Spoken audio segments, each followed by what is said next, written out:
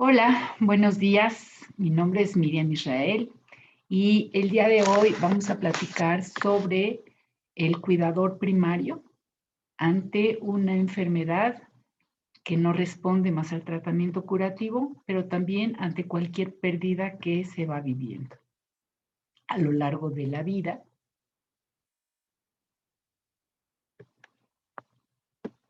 Y les voy a pedir que si tenemos dudas, las vamos anotando y al final vamos a hacer una sesión de preguntas y respuestas. ¿Sí?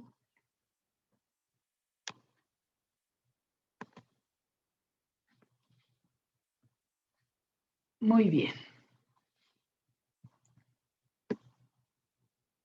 El objetivo del día de hoy es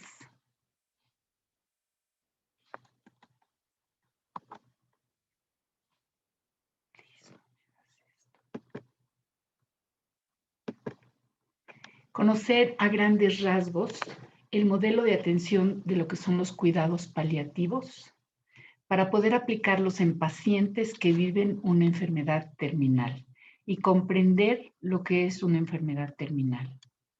Comprender la situación física y emocional que viven tanto el paciente, los familiares y los cuidadores, que ese es el tema de la charla de hoy. Adquirir las herramientas para apoyar a los pacientes y los familiares que atraviesan por una enfermedad terminal para que puedan cerrar sus ciclos de vida.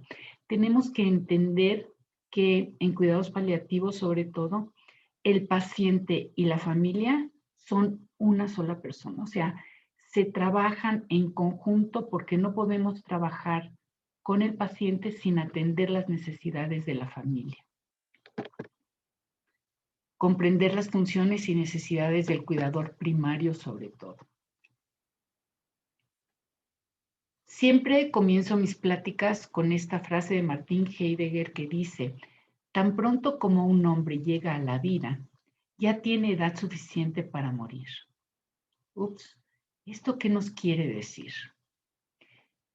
Dicen mis maestros, y yo les creo, que nosotros tenemos un día de entrada y tenemos un día de salida. Y del día de salida no lo podemos brincar. Traemos gasolina suficiente para vivir del día de entrada al día de salida. Y no existen gasolinerías para ir a recargar la vida. Venimos con una misión y una vez que cumplimos esa misión, es nuestro momento de irnos. Desde aquí, desde esta frase, podemos comprender el por qué muere un niño, el por qué muere mi papá o por qué muere mi hijo, comprendiendo que cada quien traemos nuestra propia misión. Y hemos escuchado de diferentes maneras la frase de cuando te toca, aunque te quites. Y si no te toca, aunque te pongas. Y entonces, esto es muy importante que lo comprendamos. Aquí viene luego una pregunta de, bueno, ¿y qué pasa con los accidentes? Dicen que no existen los accidentes. Es algo que se tenía que vivir para poder trascender. Lo que no está dentro de este rango de vida son los suicidios, que esa es otra historia, ¿sí? Miren, todos traemos nuestro ciclo de vida. Para el 10 de mayo me regalaron esta flor que se llama Dama de una Noche. ¿Ven qué hermosa está? Está resplandeciente, está hermosísima, ¿no? Su ciclo de vida es de una noche. Eso es lo que vive, una sola noche. Al día siguiente, así es como se ve. Y a los 2 días, así es como está. Ya murió. Y entonces tiene su ciclo, se va todo el tiempo, se va preparando, sale, resplandece y muere. Así es la vida de nosotros. Por eso es importante ver qué hacemos con nuestra vida, día a día. ¿Ok? Hablando de los cuidados paliativos, las disposiciones generales es garantizar una vida digna con calidad hasta una muerte natural. No provocar la muerte, pero tampoco provocar alargar la agonía. Existe la medicina preventiva, que son las vacunas. Existe la medicina curativa, que es todo esto de la medicina, ya sea alópata o ya sea alternativa o ya sea, ¿sí? Y existe la medicina paliativa, que es para evitar la obstinación terapéutica. Son cuidados básicos indispensables en donde no se puede quitar la higiene, no se puede quitar la alimentación, no se puede cortar, ¿sí?, el tratamiento como tal. ¿Qué quiero decir con esto? Tenemos que tener la vía aérea, el oxígeno, que no se puede quitar, ¿sí? El bañar, el lavar a un paciente, no lo tenemos que llevar a la regadera, lo podemos bañar en su cama si es que ya no puede moverse. Tenemos ya en esta etapa del paciente terminal, tenemos que buscar la mejor manera de comunicarnos con él sin agredirlo, sin moverlo lo menos posible, ¿sí? Y si el paciente ya no se quiere bañar, ¿sabes qué? Con una esponjita le podemos dar una lavada al cuerpo, una lavada semi en seco, ¿sí? No necesitamos sufrir todos los días para meterlo a bañar, para cargarlo y llevarlo a bañar. La alimentación es igual. El paciente llega un momento en que ya no requiere la alimentación y entonces los hijos se preocupan mucho por llevarlo al hospital, le ponen una sonda nasogástrica para que lo alimenten directamente al estómago y eso para mí es darle vida artificial. Y eso para mí implica que la familia no está listo para dejarlo ir. ¿Sí? ¿A qué no saben qué? Ok. La hidratación es igual. No es lo mismo con una esponja, con una gasa, ponerle agua en sus labios, darle gotitas con un gotero, darle gotitas de agua, a meterle un suero en donde lo vamos a hidratar. Como para qué necesita el paciente estar sus últimas 24, 48, la última semana de su vida pegada a un suero. Todo esto, créanme, es porque la familia no está lista para dejarlo ir. Esa es para mí lo más importante. Capacitar a la familia en el próximo fallecimiento es la mejor terapia, el mejor soporte que podemos darles. ¿Cuáles son los elementos para modificar el tratamiento? Número 1, la presencia de una enfermedad avanzada, progresiva, incurable y que está fuera de control. Cuando sale la primera metástasis, estamos hablando ya que la enfermedad está fuera de control, está descarriada. Y entonces, en lugar de seguir buscando una sanación, vamos a buscar calidad de vida para el paciente, ¿sí? Cuando hay falta de posibilidades razonables de la respuesta al tratamiento curativo, que es, por ejemplo, cuando hay una recaída, la posibilidad de sanarlo es muy, muy difícil. Y entonces hay que valorar, ¿sí?, si vale la pena el esfuerzo para continuar buscando una sanación o nos vamos a cuidados paliativos, ¿sí? El pronóstico de vida inferior de 6 meses nos habla que tenemos que irnos a cuidados paliativos para darle calidad de vida al paciente. No se trata de dejar de hacer, ¿sí? Y es un cuidado centrado en cada uno de los pacientes, abordado con un enfoque multidisciplinario, ¿sí?, a través del médico, enfermera, tanatólogo y trabajador social, para elevar la calidad de vida del paciente hasta el final. Yo siempre digo, a mí no me gusta hablar de calidad de muerte, me gusta hablar de calidad de vida hasta el final, ¿sí? es agregar vida a los días, cuando no podemos agregar días a la vida, ¿sí? Esto es bien, bien importante que lo entendamos. Darle calidad de vida al paciente implica que yo como cuidador me voy a quedar con la satisfacción del deber cumplido, siempre. Conclusión. Cuando el médico dice ya no hay nada que hacer, ¿sí? Ante una enfermedad que avanza y no responde más al tratamiento curativo, está muy lejos de la realidad, porque es el momento de ingresar al programa de cuidados paliativos. Esta charla no es sobre cuidados paliativos, nada más les estoy exponiendo esto para que comprendamos a lo que se enfrenta un cuidador de un paciente con una enfermedad terminal. ¿Sí?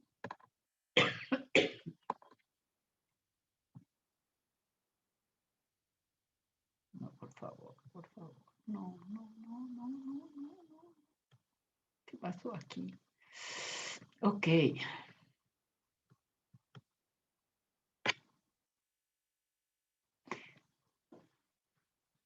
Tenemos que comprender que una enfermedad que amenaza la vida de una persona no solo afecta al paciente, sino también a todos y cada uno de los miembros de la familia, ¿sí?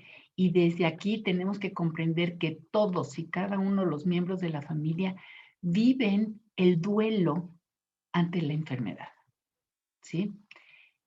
Decía Philip Brooks, el mejor servicio que nosotros podemos prestar a los afligidos no es quitarles la carga, porque no podemos quitarles su carga, sino es infundirles la necesaria energía para sobrellevarla. Y es decirles, aquí está mi hombro, ¿en qué te puedo ayudar? Y aquí empezamos con la palabra duelo. De acuerdo a la Real Academia de la Lengua Española, nos dice que el duelo es un sentimiento que nos hace sufrir por una pérdida. Eso es lo que dice el diccionario. Y nosotros vamos viendo que el paciente tiene sus propias pérdidas, pero nosotros tenemos nuestras propias pérdidas que necesitamos trabajar a lo largo de la vida. Las pérdidas, por ejemplo, cuando la pérdida de una mascota, la pérdida de un bebé, un cambio de casa, un cambio de trabajo, todos los cambios nos generan pérdidas y vamos dejando las pérdidas, muchas veces no las trabajamos y vamos generando en nosotros un bloqueo para que ya no duelan las pérdidas que estamos viviendo en este momento. Y entonces me bloqueo, ya no siento y desde ahí puedo vivir sin que me duela. Pero así como no me duele, tampoco vivo las grandes alegrías. Pero aquí vamos a hablar de las pérdidas que vive el paciente en específico, ¿sí? Número 1, la pérdida de la salud, la pérdida de autosuficiencia, de ser una persona totalmente independiente, ahora ya requiere que lo llevemos al baño, que lo bañemos. El poder de decisión es cuando nosotros tomamos las decisiones por el paciente, nosotros como cuidadores tomamos las decisiones que le corresponden al paciente sobre si va a seguir con el tratamiento o no va a seguir con el tratamiento, qué comer, qué hacer. Y entonces muchas veces estamos en el pasillo del hospital hablando con el médico sobre el tratamiento que va a seguir mi papá o mi hijo, sin que yo le pregunte, ¿y tú quieres hacerlo? Y entonces, esta es parte de las pérdidas que va teniendo el paciente. El control de esfínteres que de repente tiene que utilizar pañales, que si nosotros le llamamos pañales, lo estamos denigrando, pero si nosotros le decimos es un calzón desechable, es una forma diferente de abordar el mismo tema. La pérdida social, porque ya la gente ya no quiere ir a ver al tío Lencho, porque me quiero quedar con esa imagen que yo tenía del tío Lencho de cuando íbamos en Navidad, ¿no? Y entonces el tío Lencho lo que dice es, qué poca de mis sobrinos, que ahora que yo estoy enfermo, Ya no quieren venir a verme, ya no me vienen a ver, pero bien que venían a tragar para Navidad, ¿verdad? Y entonces te voy a pedir un favor, todos tenemos un tío Lencho. Agarra el teléfono, háblale al tío Lencho y dile, tío, gracias por las cenas que nos hacías, gracias por unir a la familia, gracias por todo lo que nos diste. Si podemos ir a verlo, ve a verlo, porque es muy importante, ¿sí? Hay una falta de seguridad, se va perdiendo la seguridad y entonces necesitamos apoyarnos en andaderas, en bastones, en poner tubos en la casa, cosas que le pueden ayudar al paciente para sentirse más seguro, ¿sí?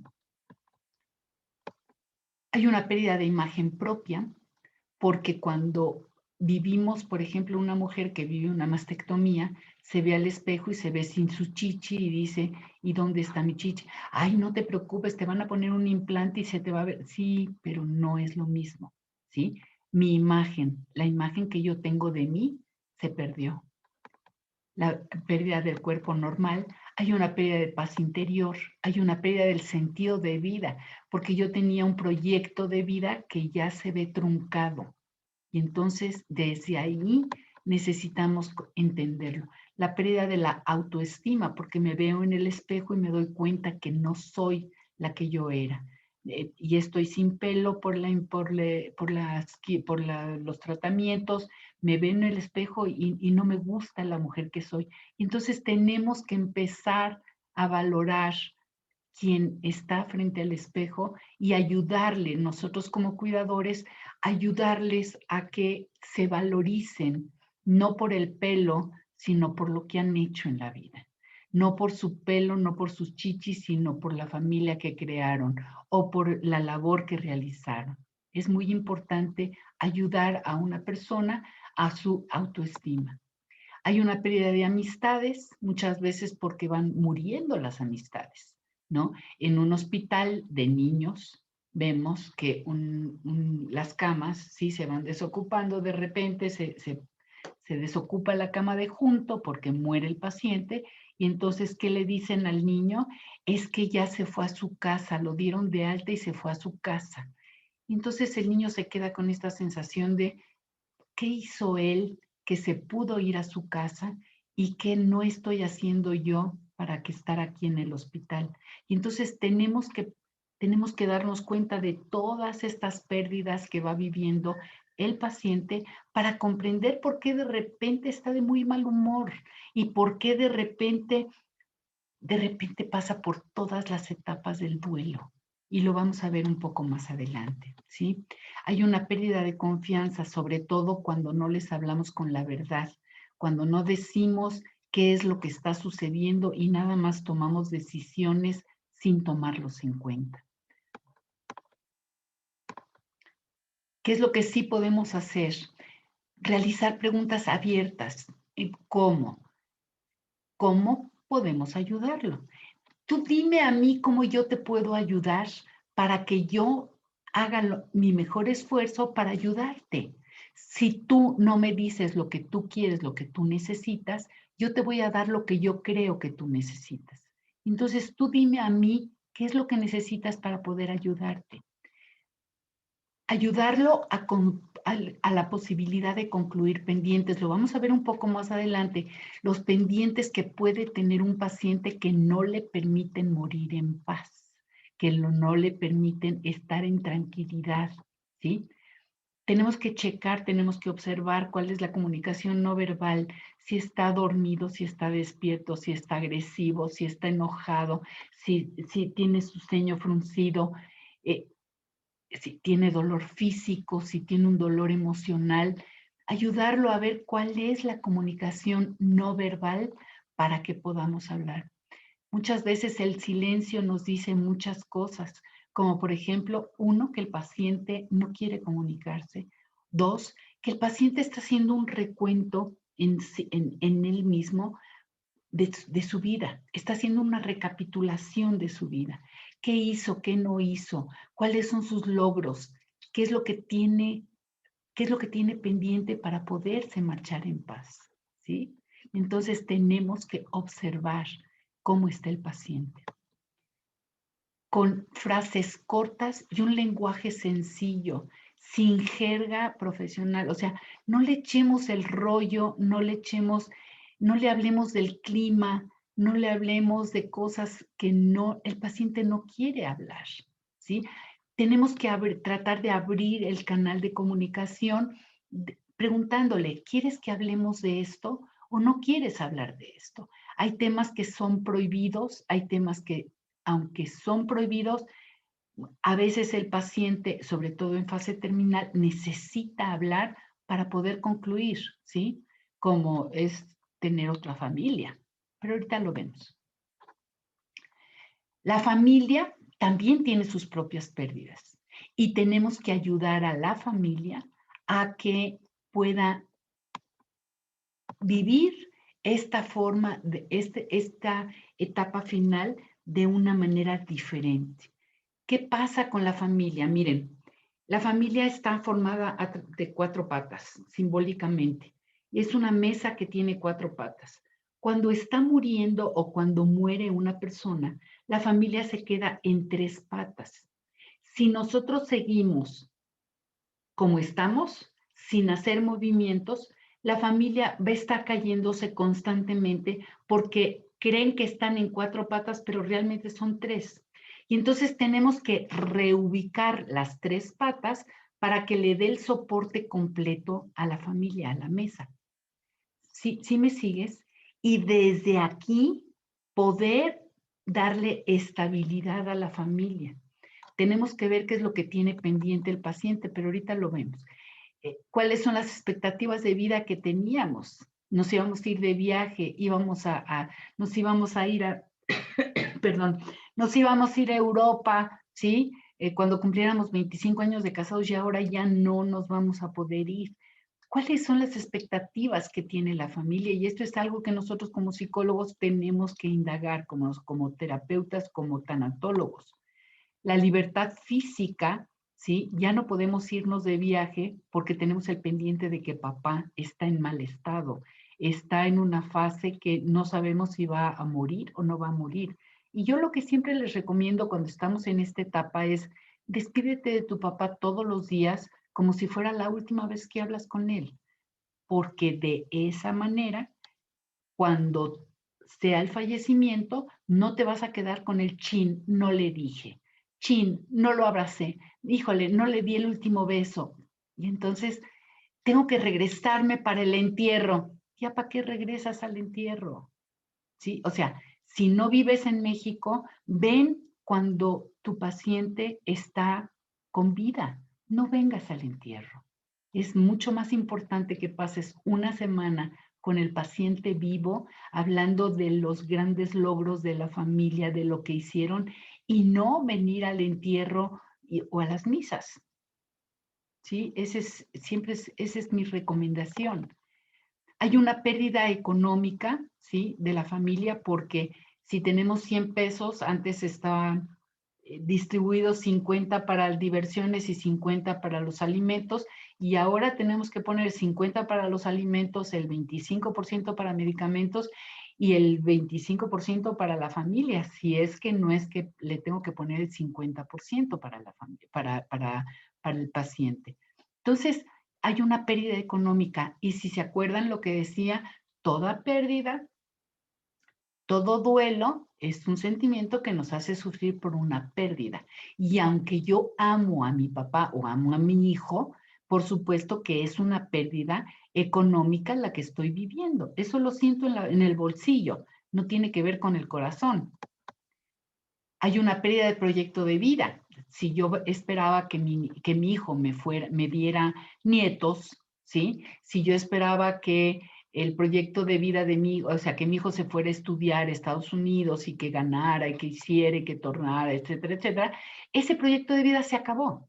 Si yo tenía el proyecto de que me iba a ir a hacer una especialidad, ¿sí? Y no lo puedo hacer, también se acabó ese proyecto de vida. Cuando menos de momento. ¿Por qué? Porque tengo que cuidar a mi paciente, porque tengo que darle más dinero, porque tengo que, o sea, mi proyecto se modifica en beneficio de mi paciente.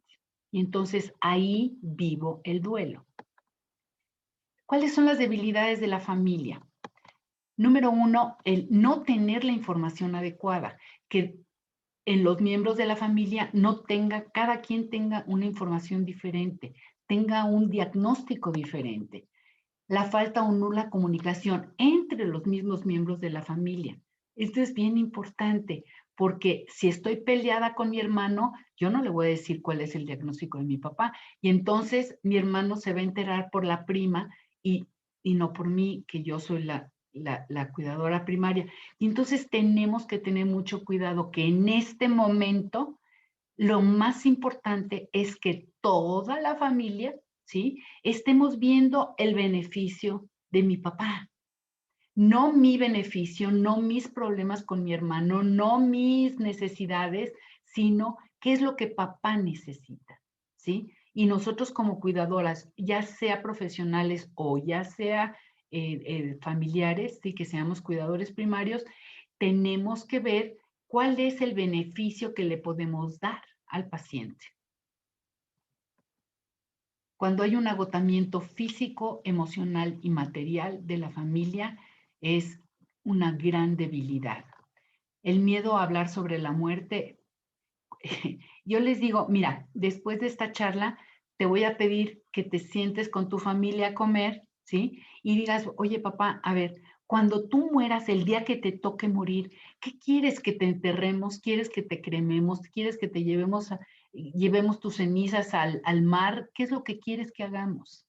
Oye, mamá, si ahorita viene una situación de que no puedes respirar y te viene un paro cardíaco, ¿quieres que te llevemos al hospital o no quieres ir más al hospital?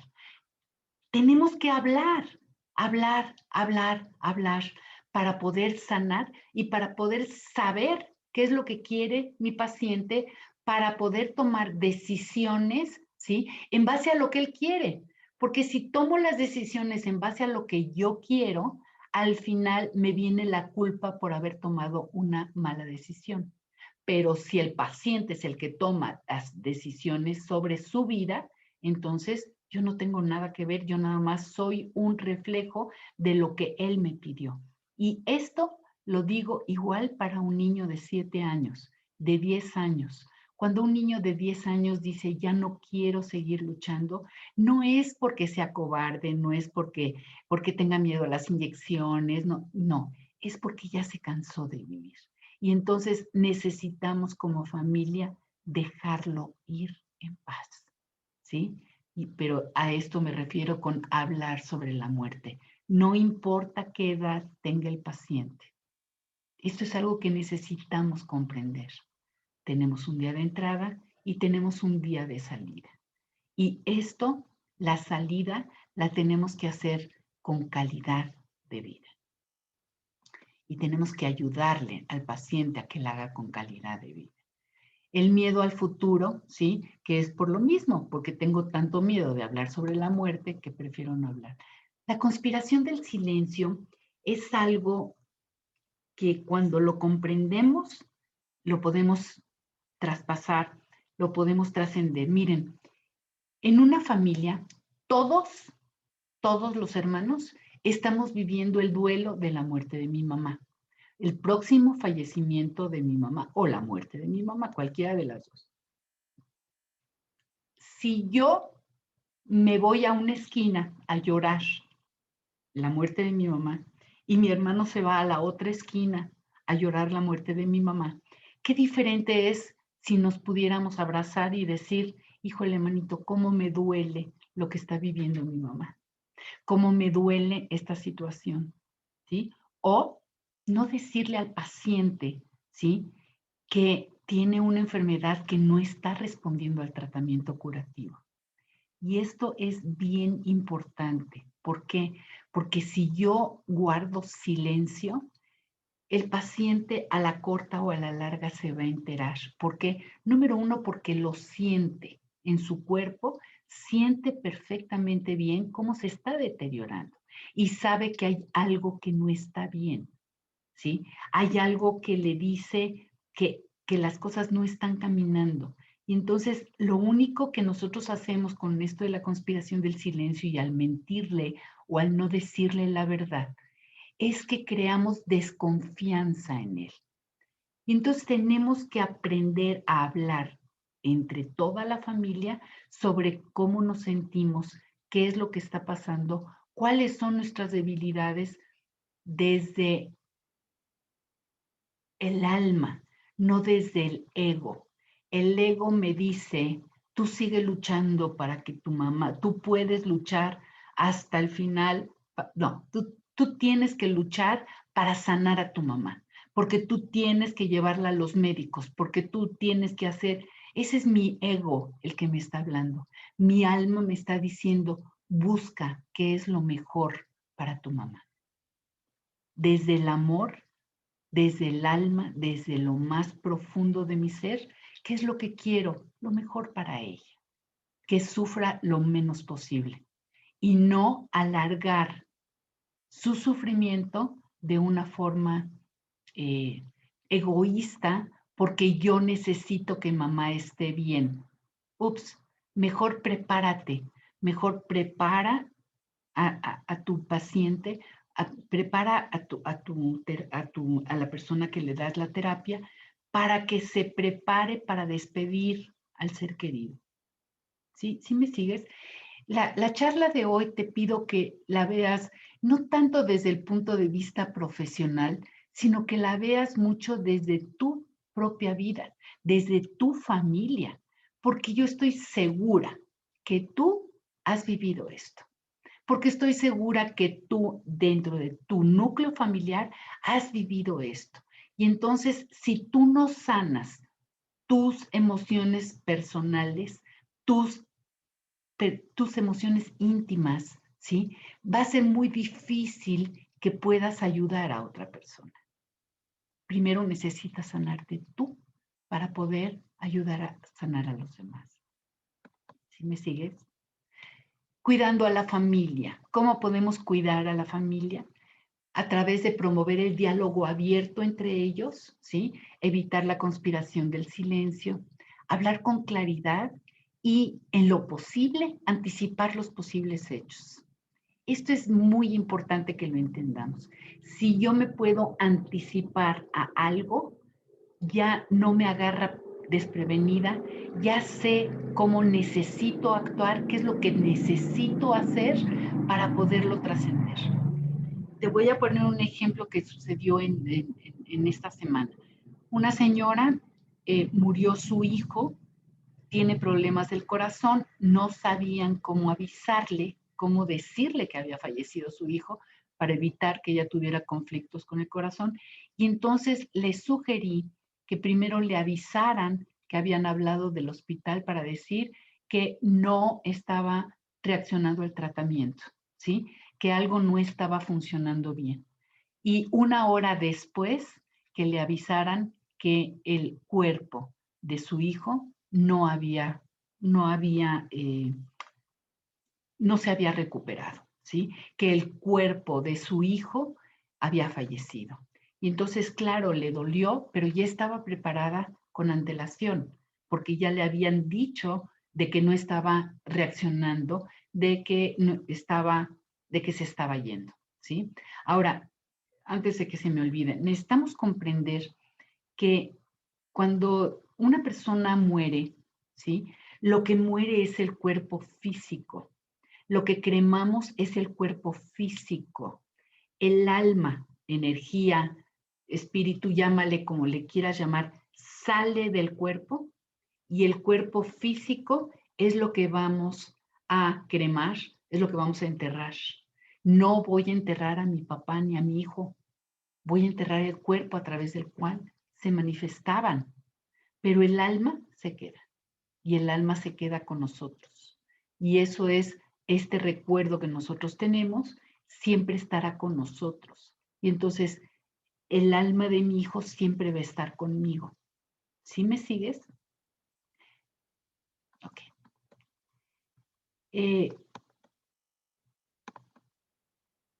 Las pérdidas que tiene el cuidador, ¿sí? Es la libertad física, sobre todo el cuidador primario, familiar, es la libertad física porque ya no puede salir, porque ya no puede hacer muchas cosas que estaba acostumbrado. Hay veces que hasta se nos olvida comer, se nos olvida que nos gustaba caminar, se nos olvida bailar, se nos olvida sonreír porque estamos metidos, inmiscuidos en el cuidado del paciente.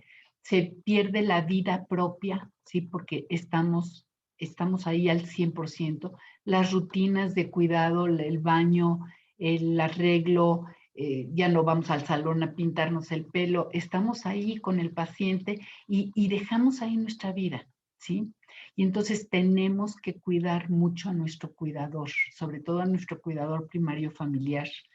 Se pierden las expectativas que teníamos sobre la vida, volvemos al proyecto de vida y la pérdida económica, porque muchas veces el cuidador deja de trabajar en el lugar en donde percibía un salario, deja de trabajar para atender al paciente y se ve limitado en, tiene que pedir o tiene que tomar dinero que le dan para el cuidado del paciente, lo tiene que tomar para comprar sus medicinas o personales o para comprar su shampoo para el pelo o tiene, sí, y cosas que no estaba acostumbrado, si estaba acostumbrado a ser una persona totalmente independiente, ¿no?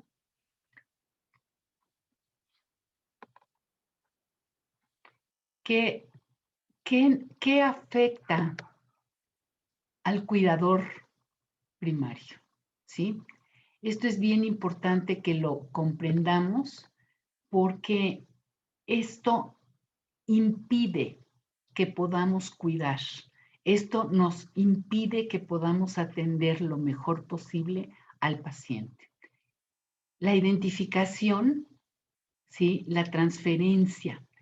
Cuando yo veo, por ejemplo, cuando soy un cuidador profesional y el paciente que me toca atender se parece al tío Lencho, lo voy a tratar con cuidado, lo voy a tratar con mucho amor.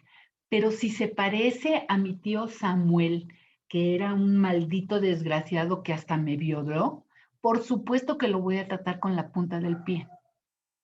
¿Sí? ¿Me sigues? Cuando hay una transferencia de este sentimiento, ya sea positivo o negativo, al paciente, ahí nos cuesta mucho trabajo el poder cuidarlo, ¿sí? Cuando hay rencores no expresados, por ejemplo, cuando tengo mucho rencor con mi mamá, porque fue una mujer que fue violenta, porque fue una mujer muy mentirosa, porque fue una mujer muy agresiva, porque fue una mujer manipuladora, que estaba en el papel de víctima toda la vida. Son rencores que tengo guardados en contra de mi mamá que no me permiten cuidarla ahora. ¿Y yo por qué la voy a cuidar si ella ni siquiera me pudo dar, ni siquiera, todo este rollo que traemos ahí guardados, ¿sí? O la abuela que fue una maldita que siempre nos pegaba. Híjole, son rencores no guardados, que te voy a decir un secreto, pero no se lo digas a mucha gente. Estos rencores nos hacen mucho daño. Todo esto que tenemos guardado, ¿qué es lo que nos hace muchas veces ir al psicólogo y a veces al psiquiatra? ¿Por qué? Porque tenemos muchos rencores, muchos enojos guardados que no hemos expresado. Porque hay duelos que no son trabajados, ¿sí? Por ejemplo, un duelo de un aborto, ¿sí? No te permite volverte a embarazar, pero esa es otra historia.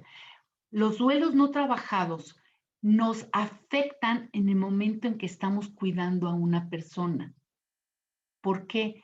Repito, porque hay cosas que se quedaron que no hemos trabajado. Ahorita lo que estamos viviendo, por ejemplo, es murió mi hermano de COVID y entonces ahora que mi vecino me avisan que está muriendo de COVID, viene a mi mente, viene a mi cabeza todo lo que yo viví con mi hermano. Y entonces es un duelo que no he trabajado y que viene ahorita nuevamente sobre la mesa. O un cáncer de mi mamá, y ahora que mi papá tiene cáncer, viene a mi mente todo lo que vivimos con mi mamá y claro, estoy viviendo doble pérdida, la de papá, la de mamá que no la he terminado de trabajar y la de papá. Todo duelo no trabajado es acumulado y al final de cuentas nos cobra factura, ¿ok? Los duelos no trabajados. El miedo al desconocimiento. Si yo sé lo que va a venir, dejo de temer.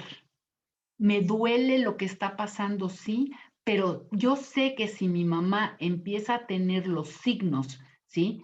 Te voy a poner un ejemplo. Uno de los signos que nos dice que el paciente está por trascender, que está por morir, es que nos dice que está viendo que vino a visitarlo su papá, ¿sí? O que vino a visitarlo su mamá, sobre todo.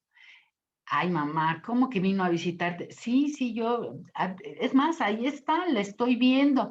No, mamá, ahí no hay nada. Y entonces le hablan al médico para pedirle que le baje al medicamento, ¿sí? Porque mi mamá ya está alucinando, según yo. Sin embargo, no es que esté alucinando, es real. El alma de su mamá viene para acompañarlo. Y entonces el desconocimiento de esta situación que te estoy diciendo nos hace hablarle al médico, ¿sí? Y nos da miedo porque mi mamá ya está alucinando, pero es real. Y entonces conocer estas pautas nos ayudan, ¿sí? Para no tener miedo. El miedo genera agresión. Lo vamos a ver más adelante, pero esta agresión se puede evitar a través del conocimiento. ¿Ok? La falta de vocación. Cuando tú no tienes vocación de servicio, cuando tú no tienes la vocación para atender, por supuesto que te cuesta mucho trabajo el estar atendiendo a alguien. Cuando no puedes trabajar como cuidador, ¿sí? Si tú no tienes la vocación de servicio, si te da asco cambiar un pañal, está difícil que seas un cuidador. Y entonces tienes que ver desde lo más profundo y en un momento dado, si no puedes hacerlo, retirarte y decir, ¿saben qué? Yo no puedo con esto, puedo aportar el dinero para comprar, para contratar a a un cuidador, pero necesitamos que alguien se haga cargo de mi mamá porque yo no puedo hacerlo, ¿sí? Y luego hay la culpa. Cuando yo tengo culpas con mi mamá, ¿sí? Por supuesto que no puedo cuidarla.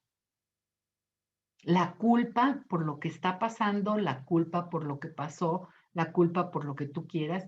Sin embargo, déjame decirte, decía mi maestro, el doctor Reyes Subiría, toda culpa está basada en un absurdo, porque cuando tú tomas una decisión, sea la que sea, la tomas pensando que es lo mejor que puedes hacer. Siempre. Y entonces, vete a una culpa que tú, en este momento, algo que te venga a la mente de una culpa que traigas cargando, ¿sí? Cuando tomaste esa decisión, cuando hiciste lo que hiciste, ¿viste que tenías otras opciones? Tomaste la mejor opción que tú tenías en ese momento de acuerdo a las herramientas que tenías en ese momento. En este instante no se vale culparte porque no supiste cómo tratar a tu papá cuando estaba en fase terminal, porque no tenías las herramientas. Yo espero que al terminar esta plática puedas adquirir las herramientas para cuidarlo, pero hace 2 horas no tenías esas herramientas, ¿sí? Y entonces toda culpa está basada en un absurdo. ¿Qué tal? Cuidar bien implica cuidarse bien. O sea, para tú poder cuidar bien, necesitas, para empezar, tú cuidarte. ¿Cómo? Número 1, respetar tus horarios, respetar tus descansos. Cuando el paciente está descansando, es tu momento de sentarte a leer un libro o de ver la televisión o de picarte los ojos o de ir a dormirte. Es el momento de hablar, es el momento de descansar para ti también, ¿sí? Y tienes que priorizar, o sea, tienes que comer a tu hora, tienes que hacer tus ejercicios que estás acostumbrado, tienes que dormir. Yo entiendo, cuando tú estás cuidando o cuando tú estás cuidando, bueno, tienes que estar al pendiente del paciente, sí, pero tú también necesitas cuidarte, ¿sí?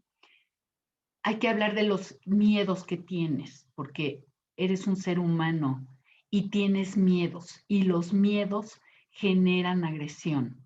Y entonces es muy importante. Reconoce cuáles son tus necesidades y enlístalas.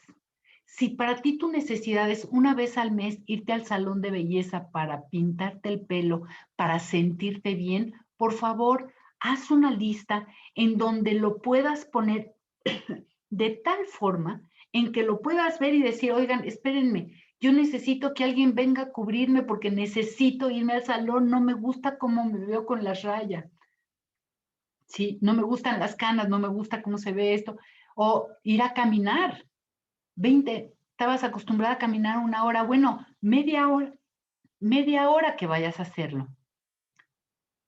Comer, no comida chatarra, necesitas nutrirte, necesitas alimentar tu cuerpo físico y necesitas alimentar tu cuerpo emocional también, ¿sí?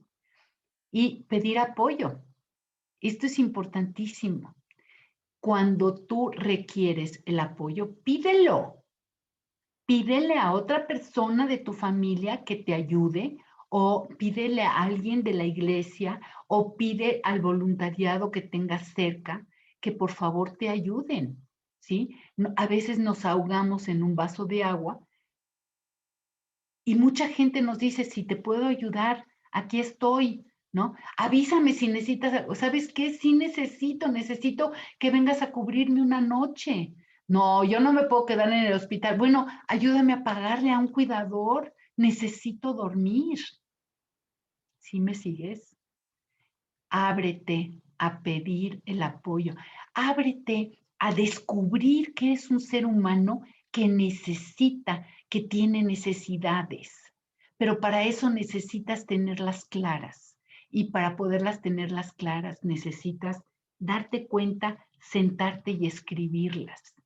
Porque si no, vas en zigzag y del pelo te vas a la dormida y de la dormida te vas a hacer el ejercicio y del ejercicio te vas a que necesitas comer y siéntate y haz una lista de cuáles son tus necesidades para que te sientes con tu gente alrededor y les digas, oigan, esto es algo que yo necesito, no desde el papel de víctima, sino desde el papel de necesidad de cuidador primario, ¿sí? Yo puedo ayudar, yo puedo atender a mi papá si no tengo problema, pero yo necesito, número uno, que me ayuden económicamente. Número dos, necesito descansar una vez a la semana. Necesito ir a ver a mi novio y hacer chaca chaca una vez a la semana, carambas, ¿no? Por favor, esto es bien importante. Identifica cuáles son tus necesidades.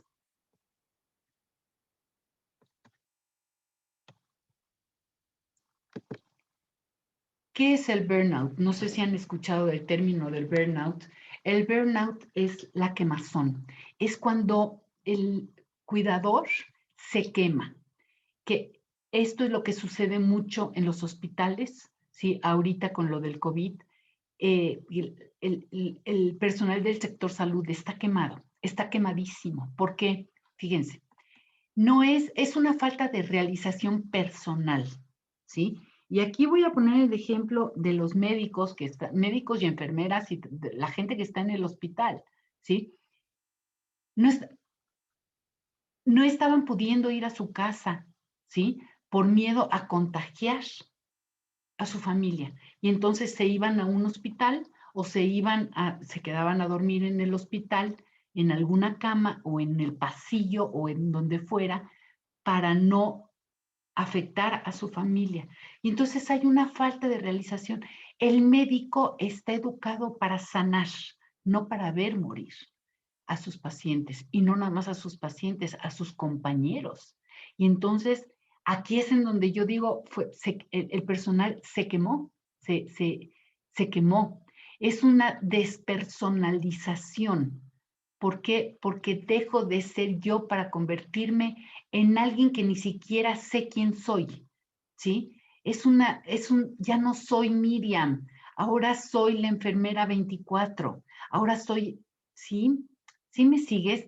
Dejo de ser yo, Miriam, la mamá de 3 hijos, la abuela de 3 nietos, para convertirme exclusivamente en enfermera, porque en eso estoy, en donde estoy enfocada. Hay un agotamiento emocional. Esto no se quita con vacaciones. Esto se quita con una realización personal, con leer un libro que te gusta, pero para eso necesitas concentración, con hacer algo que a ti te guste, algo que te genere, ¿sí? Una alegría. Y esto no lo buscamos porque sentimos que es muy egoísta de nuestra parte cuando estamos viviendo una situación así. No es estrés ni es cansancio. Te repito, esto no se quita con vacaciones. Se quita saliéndote del medio ambiente en el que estás y hablándolo, sobre todo hablando con un profesional y reconociendo lo que estás viviendo y desde ahí buscar una solución. Esto no se puede trabajar solo. Esto se requiere del acompañamiento de otra persona. Yo lo que les sugiero muchísimo es que esto se puede evitar cuando yo me siento con mis compañeros de trabajo y les digo lo que estoy viviendo, lo que estoy sintiendo, cómo me siento ante la muerte de los demás. Se vale llorar, se vale gritar, se vale patalear. Un ejercicio maravilloso es que antes de entrar al servicio se haga una meditación, se haga una oración, se baile, ¿sí? Se cante, se haga yoga, hacer una cosa que te genere contento, que te genere alegría, ¿sí? Para poder darle el brinco a esta situación.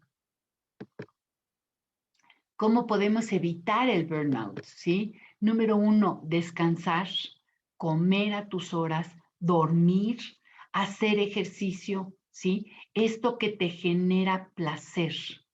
No lo puse aquí, pero echarte un buen rápido con tu pareja también te ayuda a evitar el burnout, ¿sí? Cuando estás en los límites es solicitar el apoyo, reconocer cuáles son tus limitaciones y desde ahí reconocerlas para poderlas trabajar, para poderlas trascender, reconocer y expresar tus emociones. Perdón, está mal escrito. Realizar actividades que te agraden y sean un distractor personal, ¿sí? Como puede ser irte al cine, como puede ser sentarte a ver una película, como puede ser algo que a ti te guste, que no tenga que ver con tus hijos, que no tenga que ver con tu marido, que no tenga que ver con el trabajo, que no tenga que ver, algo que a ti te llene, ¿sí? Acercarte con una persona y decirle, necesito un abrazo, necesito sentarme a hablar de esto. Me duele que haya muerto mi compañero, me duele que haya muerto mi compañera. ¿Te acuerdas de la enfermera? ¿Te acuerdas de hablar de esto? Pero nos lo tragamos porque decimos, no, no puedo mostrar mi debilidad. No, sí se vale mostrar tu debilidad, porque, ups, eres un ser humano y a veces se nos olvida. Y a veces se nos olvida que tenemos necesidades muy personales, ¿sí? A través de la capacitación. Si yo me capacito en lo que estoy viviendo, en lo que está sucediendo, créeme, voy a evitar mucho del burnout.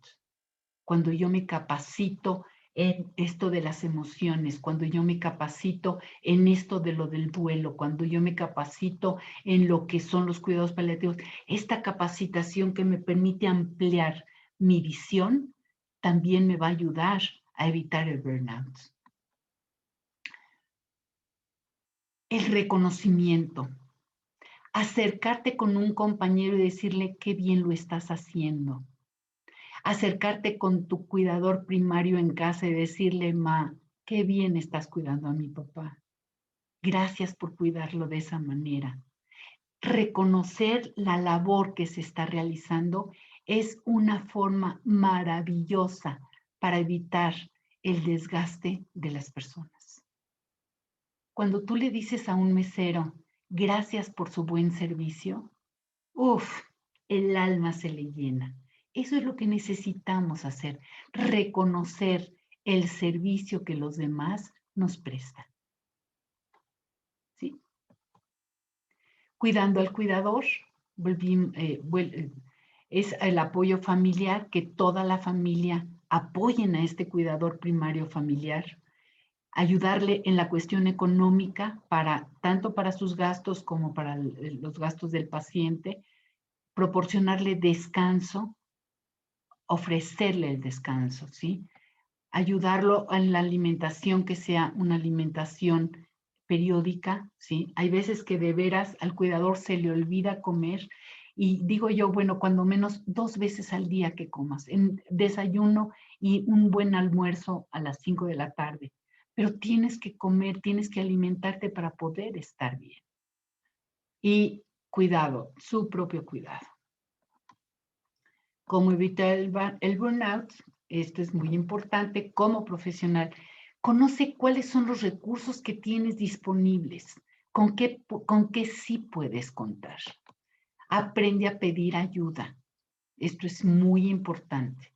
A nivel personal, aprende a pedir ayuda, no desde la victimez, pero sí desde la profesionalidad, sí desde el amor que necesitas. Emplea las técnicas de relajación. Esto es muy importante. Mira, muchas veces estamos metidos en el problema, estamos ahí inmiscuidos. Simplemente, y te pido en este momento, cierra tantito tus ojos, ¿sí? Cierra tus ojos y haz una respiración profunda. Inhala y exhala. Inhala. Exhala. Abre tus ojos. ¿Te das cuenta cómo cambió tu enfoque? De alguna manera es una manera de cambiar el enfoque, ¿sí? Y te sirve de relajación. Cuando tú te vas a tu respiración, observa tu respiración, cómo inhalas y exhalas. Obsérvalo, obsérvalo. Inhala y exhala. Ahí ya te estás relajando. ¿Ok? No hicimos yoga, no hicimos el om, no. Fue solamente cambiar el enfoque, ¿sí? Y ahí ya estás cambiando tu enfoque y estás relajándote de lo que te estaba generando conflicto. Mantente en movimiento. ¿Qué quiero decir? No te quedes estático. Si estás sentado, vete moviendo, muévete, ¿sí? Que tu mente no se paralice, pero que no se paralice, me refiero a cosas positivas, no en, hoy mi papá se está muriendo, pobrecito, mi papá se está muriendo, mi papá se está muriendo, mi papá se está muriendo. No. A ver, vámonos a la parte padrísima. ¿Qué cosas hermosas viviste con papá? ¿Qué cosas lindas viviste con esta persona? Y desde ahí, habla con él, comunícate y dale las gracias por esos buenos momentos. Yo me acuerdo cuando fuimos a Acapulco y te acuerdas que nos llevamos hasta el Perico, nos llevamos la comida para no gastar y qué bien la pasamos en el agua. O yo me acuerdo cuando fuimos al rancho del tío, o yo me acuerdo cuando nos llevaste a la Marquesa y nos subimos al caballo. Trae a tu mente esos buenos momentos, pero también mantente en un movimiento constante. ¿Para qué? Para que tus pompas no se queden ahí aplastadas en el sillón, ¿sí? Porque eso también te deprime, Si tienes oportunidad, párate, trae el agua, y párate y trae, y súbele y baja, para que estés en movimiento y estés en actividad. Y eso te va a ayudar a evitar el burnout, ¿sí? Dedica tiempo a ti mismo. Haz lo que a ti te guste hacer. Date un buen baño, ¿sí? Cuando te des un buen baño, siente tu piel, tócate, muévete, tócate, ¿sí? Esto es muy importante porque tú te da satisfacción el tocarte, el ponerte crema, ¿sí? Fíjate, una de las cosas que he aprendido es que cuando tú le das un masaje a un paciente en sus pies, a un paciente que es un ser querido para ti, que es una persona cercana a ti, cuando tú le estás dando el masaje, tú mismo estás en una meditación, ¿sí? Te estás poniendo crema y estás sintiendo la crema. Te estás relajando al hacerlo. Vuelvo al punto. Si no es tu vocación, si tienes rencores con él, si tienes conflictos con él, por supuesto que vas a estar maldito, viejo, infeliz, malnacido, pero no lo hagas. No le des el masaje, porque te haces mucho daño tú y le haces daño a él. Pero si tú aprovechas ese momento para hacer un momento de intimidad y decir, ¿sabes qué, papá? Me dolió mucho cuando tú me pegabas. Me dolió mucho cuando tú me hiciste, ¿sí? Cuando no me dejabas ir con mis amigos. Eran situaciones que a mí me dolían. Y entonces estás en este momento de meditación, ¿sí? Activa. Esto es bien importante. No por él, sino por ti. Ay, cuídate a ti mismo, ¿sí? Esto es muy importante, cuídate. Cuídate tú, cuida tu salud física y cuida tu salud mental. ¿Cuáles son los pensamientos erróneos que tenemos como cuidadores? Soy la única persona que sabe o que puede cuidarlo. Y entonces, fíjate, logré que mi hermana viniera a cuidar a mi papá. Pero como yo soy la única persona que puedo cuidarlo, estoy hablando cada media hora para ver si ya comió, si ya le dieron la pastilla, si ya defecó, si ya orinó, si no se ofrece nada. ¿Por qué? Porque soy la única persona que puede o sabe cuidarla. Y entonces, estos son pensamientos erróneos.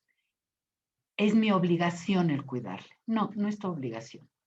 Si lo haces hazlo por amor. ¿Sí? Tengo que centrar mi vida en cuidarlo y entonces yo me olvido de todo lo demás. Cuando tú tienes este pensamiento, estás en el papel de víctima, ¿sí?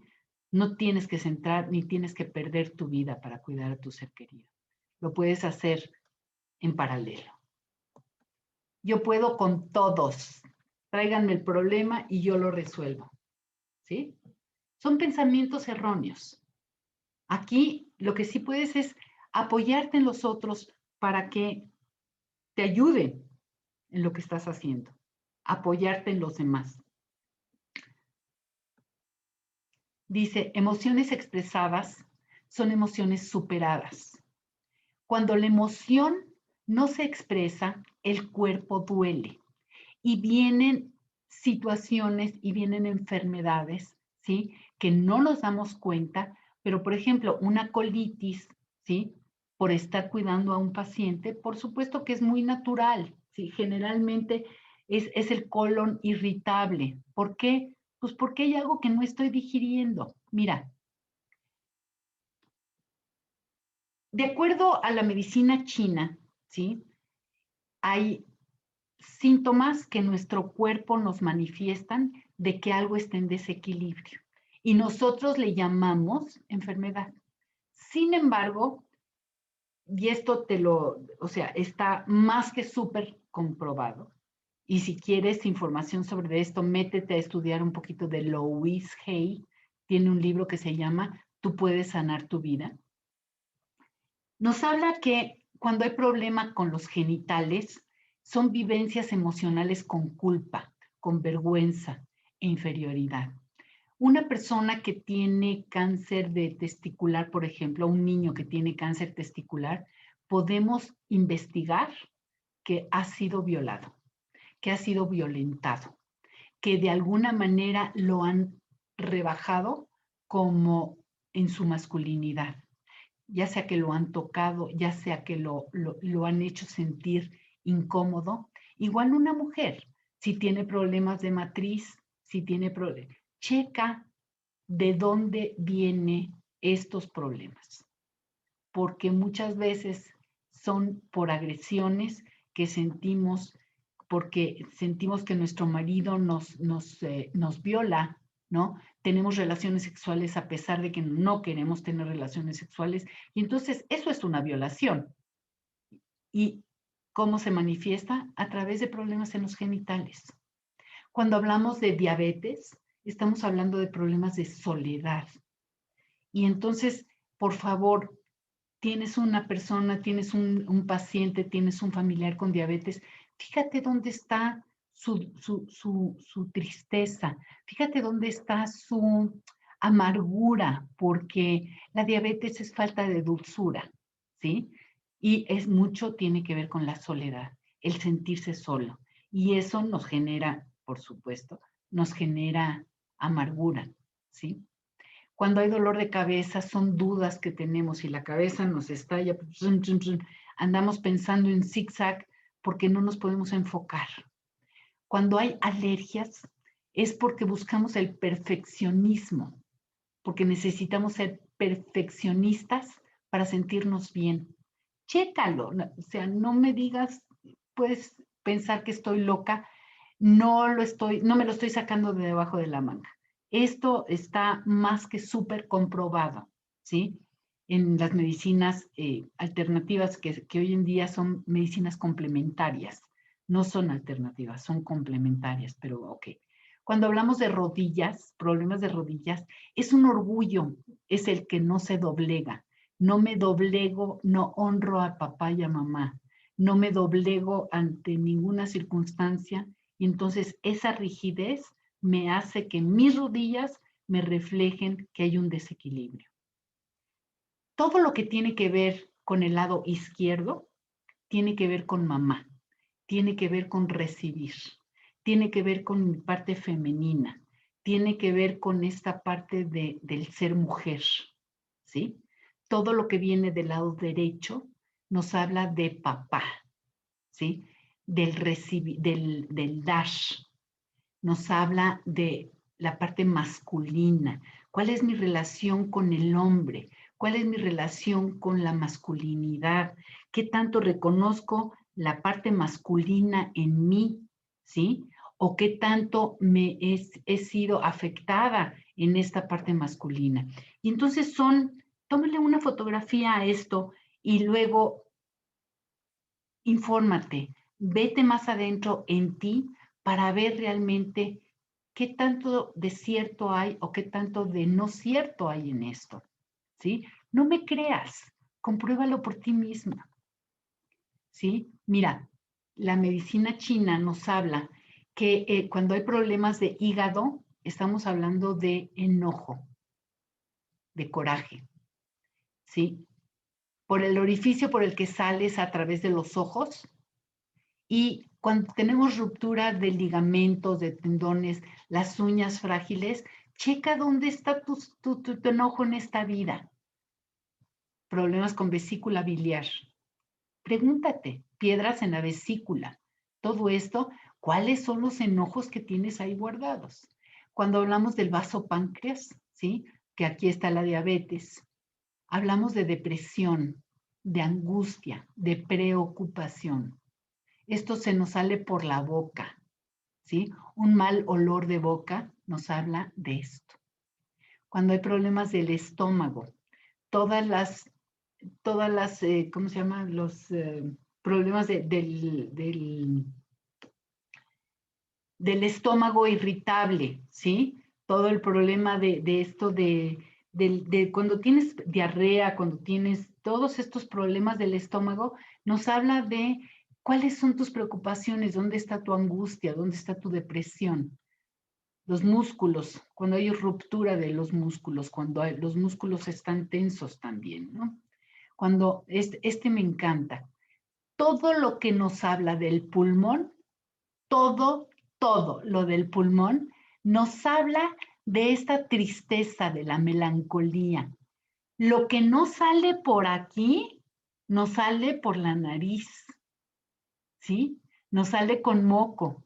Todas estas gripas, por favor, sí, tómate un desenfriol, pero tómate un té, métete a la cama y abrázate. Checa dónde está tu tristeza, dónde está tu melancolía.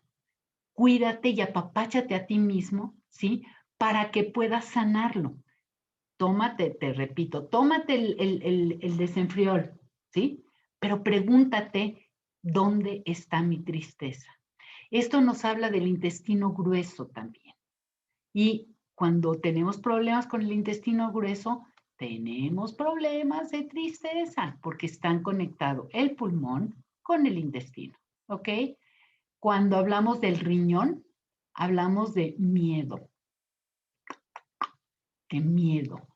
¿A qué le tienes miedo? Y este puede ser un miedo actual o puede ser un miedo antiguo o puede ser un miedo de otra vida.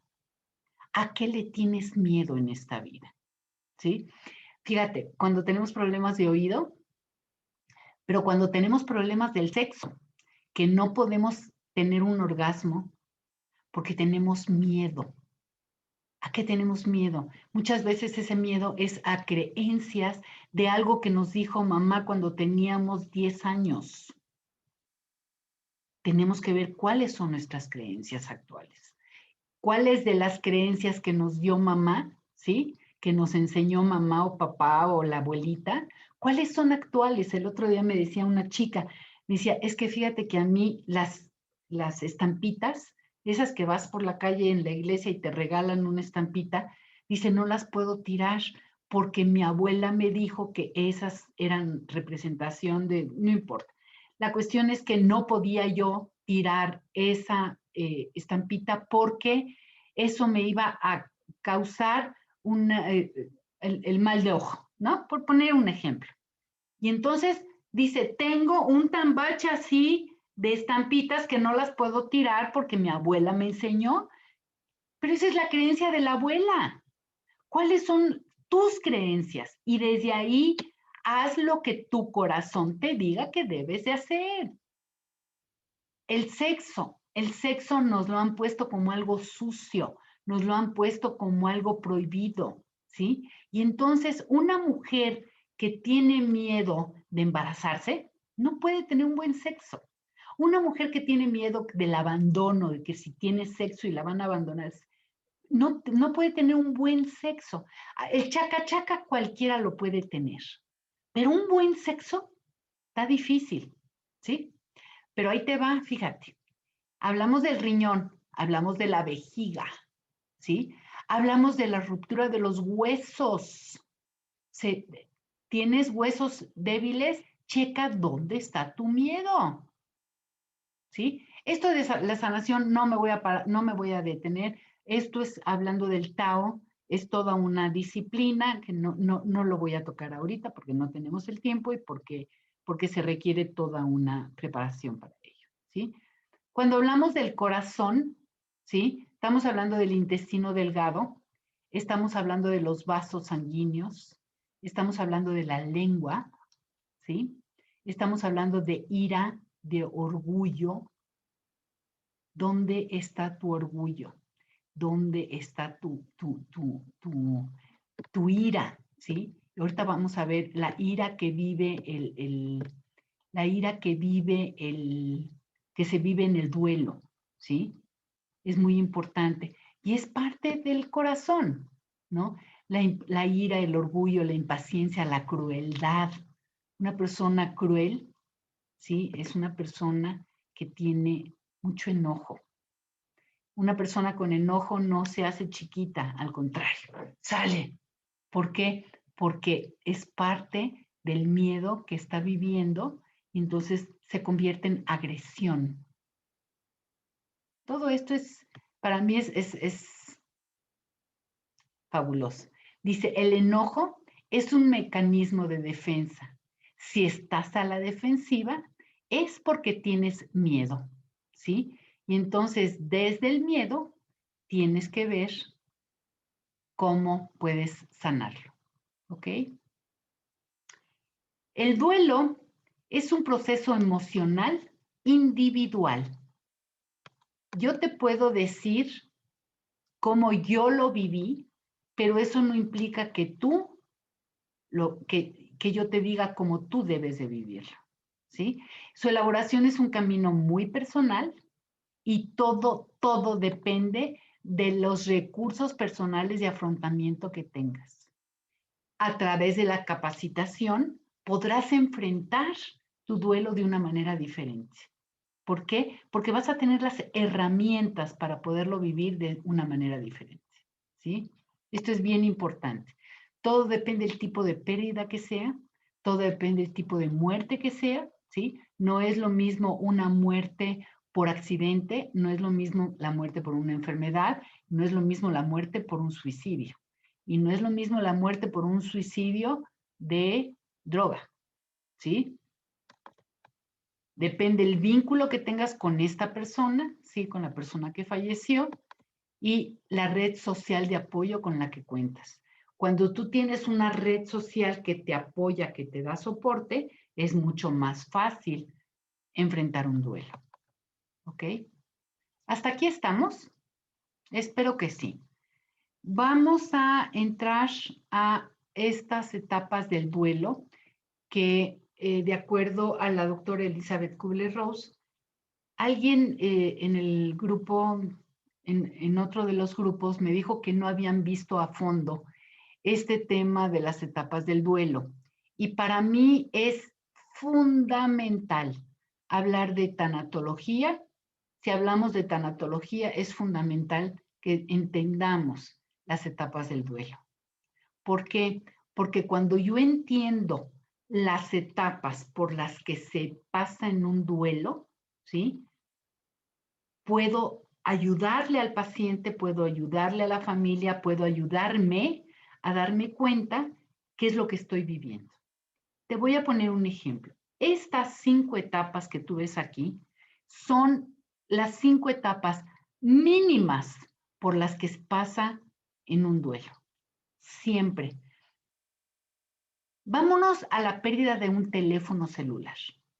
Por ejemplo, pierdes, de repente quieres hacer una llamada telefónica y no encuentras tu teléfono, ¿sí? Entonces la buscas en tu bolsa, ¿sí? Lo buscas en tu bolsa y no lo encuentras y dices, seguro lo dejé en el coche. Te vas al coche, lo buscas en el coche y no lo encuentras. Y te vas al cajón de tu escritorio. Lo buscas en el escritorio y no lo encuentras. Y empiezas, ¿cómo es posible, Miriam, que hayas perdido el celular? Eres una idiota, ¿cómo lo pudiste haber perdido? ¿Dónde está? ¿Dónde tienes la cabeza? ¿Por qué no lo guardaste en un lugar? ¿Por qué no lo pones siempre en el mismo lugar? No, porque siempre eres una desorganizada, siempre tienes las cosas todas tiradas, eres lo peor, Miriam, no deberías de hacerlo así. Ay, las fotos de mis nietos que tengo en el celular y no las tengo guardadas en otro lugar. ¿Qué voy a hacer, Dios mío? Por favor, Dios mío, dame chance de recoger mi teléfono, de recuperar mi teléfono para poder respaldar esas fotografías que no tengo cómo volverlas a tomar. Híjole, el teléfono de mi novio de cuando tenía yo 10 años, que me lo encontré la semana pasada y me dio su teléfono y le dije, yo te llamo. Ay, no tengo cómo volverle a llamar. ¿Y ahora qué voy a hacer? ¿Qué voy a hacer, Dios mío? Y entonces viene este enojo, viene esta tristeza, porque es una tristeza profunda decir, ¿y ahora qué voy a hacer sin el teléfono? ¿Cómo le voy a hacer? Híjole, y no tengo dinero para comprarme otro, ¿cómo le voy a hacer? Ah, seguramente lo dejé en el coche. Voy, mando lavar el coche y le digo al joven, joven, por favor, quite los asientos, yo le doy una corta extra, pero por favor lávelo bien y encuentre mi teléfono. Seguro está abajo del asiento. Llego a recoger mi coche y el, no está el teléfono. Y entonces, ¿sabes qué pasa? Me peleo con el muchacho y le digo, tú me robaste el teléfono. Claro que ahí estaba y tú me lo robaste. Devuélveme mi teléfono. Bueno, mira, te doy una corta. Préstamelo tantito. Nada más déjame respaldar la información y entonces te lo regreso porque el teléfono no me importa lo que viene allá adentro. Por favor, te lo ruego, te lo suplico.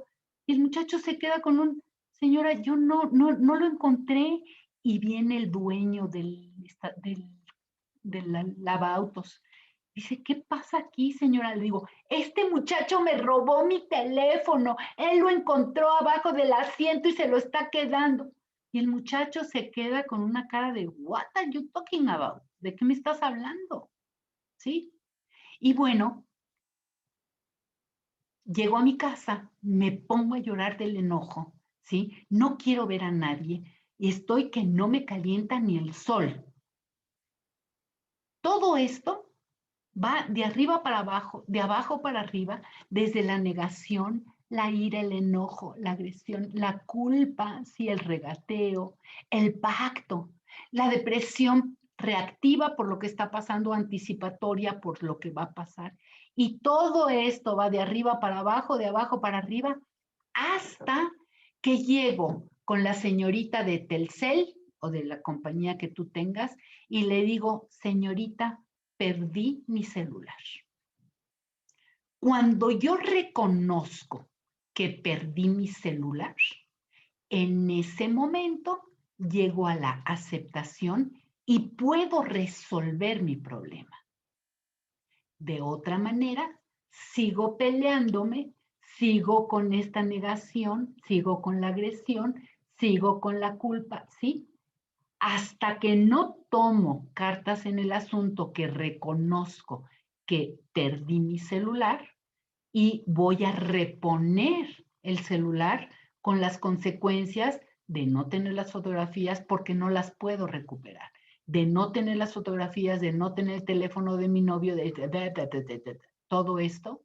Y entonces ya en la ventanilla de Telcel le digo, a ver, ¿cuál es el mejor teléfono que tiene de acuerdo a mis posibilidades para pagar, de acuerdo a lo que sí tengo, de acuerdo a cuál era el plan que tenía yo, etcétera, etcétera, etcétera?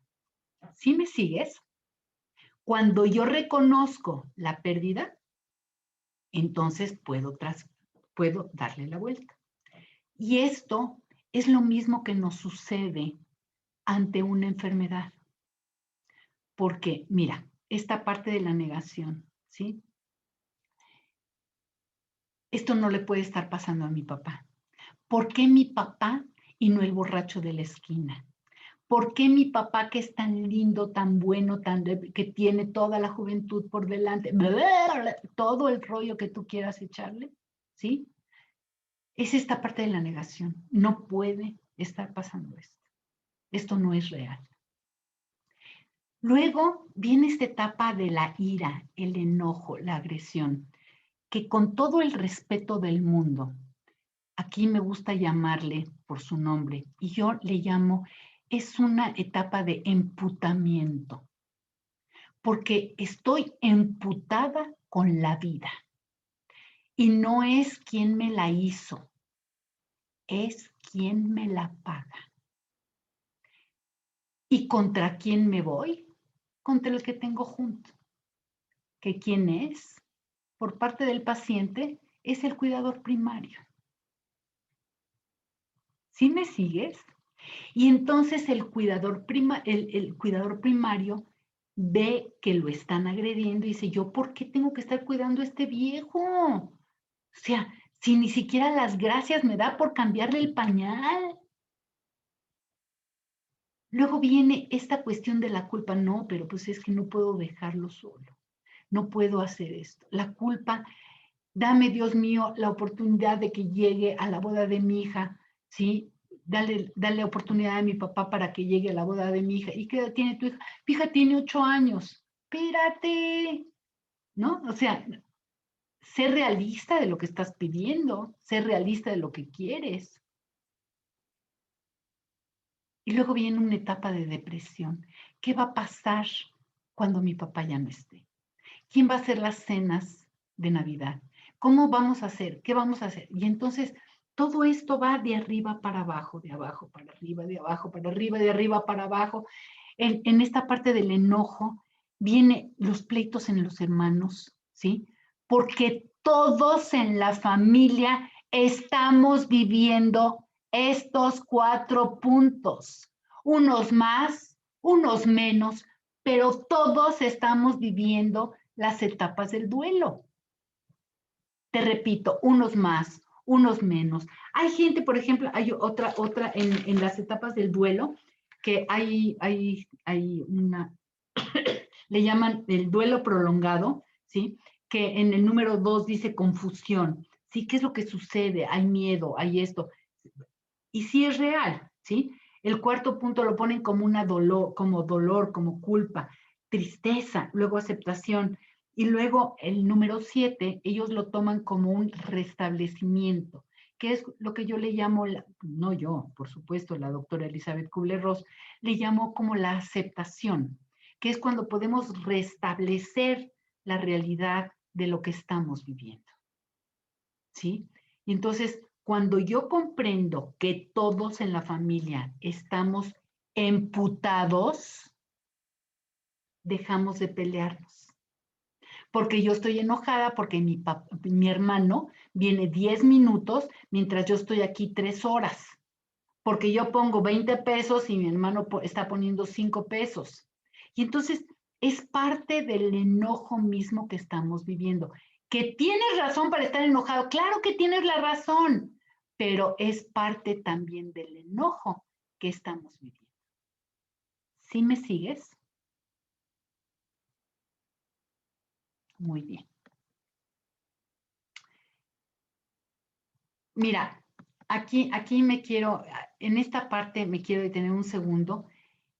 Nosotros cuando nosotros vemos venir, vemos que ahí viene el enojo del paciente y vemos que ahí viene la chancla, ¿sí? Y ahí viene la chancla, y ahí viene la chancla, me quedo, me pega la chancla y lo primero que digo es, pinche viejo maldito, infeliz, malnacido, que lo cuide su recontrarreputísima madre, pero yo no tengo por qué estarlo cuidando porque... ¿Sí? Cuando yo comprendo con la cabeza que esta chancla que me está aventando es parte de su propio duelo, ¿sí? Yo veo venir la chancla porque la vemos venir, sabemos que nos está agrediendo, ahí viene la agresión y entonces ahí viene la chancla y yo me hago a un lado para que la chancla pase y no me quedo a recibir la chancla. ¿Por qué? Porque esa chancla no es hacia Miriam, es lo que él está viviendo. Si tienes oportunidad, yo te recomiendo que leas este libro. Se llama Los 4 Acuerdos de Miguel Ruiz y nos habla de estas 4 fases, de estos 4 pasos que debemos de comprender en la vida para llevar una vida en paz. No tiene nada que ver con el paciente terminal, pero sí tiene que ver con nuestra vida. Dice así, los 4 acuerdos. 1, el primer acuerdo es, sé impecable con tu palabra, que lo que salga de tu boca sea el bien decir y que lo que tú digas lo cumplas. ¿Sí? Número 2, no tomes nada personal. Esta chancla no es para ti, es el enojo que tiene por lo que tú representas. Tú le das de comer a la hora que tú quieres, tú le cambias el pañal cuando tú quieres, tú te paras y te vas y él se queda postrado en la cama, ¿sí? Y entonces es parte de su enojo. Número 3, no supongas. Si tienes dudas, pregunta. No te quedes con la duda. ¿Por qué? Porque la duda mata. Y no hay nada como un buen trancazo de primera instancia, pero cuando tú sabes la realidad, la puedes enfrentar. Si tú sabes que tu papá tiene una enfermedad terminal, te puedes preparar. Pero si tú tienes la incertidumbre de que se va a mejorar y no se va a mejorar, pero no lo estás viendo mejorar, pero sí lo estás viendo mejorar, ¿sí? Y entonces tienes esa incertidumbre, esa mata. Es como cuando tienes la incertidumbre de que si tu marido te está engañando con otra o no. ¿Te suena? Claro, si tú quieres preguntar, pregunta. No supongas, porque la incertidumbre te mata. Es preferible saber si sí, tomarás decisiones, si no, tomarás decisiones, pero no supongas. No te quedes en la duda, porque la duda te mata. La duda te carcome. Y es preferible, para mí, es preferible una directa, ¿sí? Que es vivir en esta incertidumbre. 4, da lo mejor de ti. Porque sabes, cuando tú das lo mejor de ti, el resultado ya no importa. En esta plática, yo al final me quedo con la satisfacción del deber cumplido, de haberles dado lo mejor de mí. No importa cómo ustedes lo tomen o lo dejen de tomar. La manera en que ustedes lo reciban, a que no saben qué, ya no me corresponde a mí, porque yo estoy dando lo mejor. Y aquí les voy a pasar un tip. Hay una frase de una querida prima mía que me enseñó hace un tiempo, ella es filósofa, y me enseñó una frase que se las comparto con mucho gusto, pero es una filosofía de vida completa. ¿La quieren escuchar? Es un poquito grosera, pero creo que vale la pena escucharla, ¿sí? Y es más, te recomiendo que hasta la escribas, porque sé que la vas a usar muchas veces en tu vida. Y dice así, 2 puntos y aparte. Pedo que no sale de tu agujero no es tu pedo. Punto. ¿Te suena? Vamos por la vida tratando de vivir la vida de los demás cuando no nos corresponde. Vamos cargando cosas que no son nuestras, que son de los demás, ¿sí? Que no nos corresponden y vamos nosotros cargándolo. Entonces, te recomiendo que lo pongas en práctica. ¿Ok? Muy bien. Bueno, hasta aquí nos vamos a quedar, ¿sí?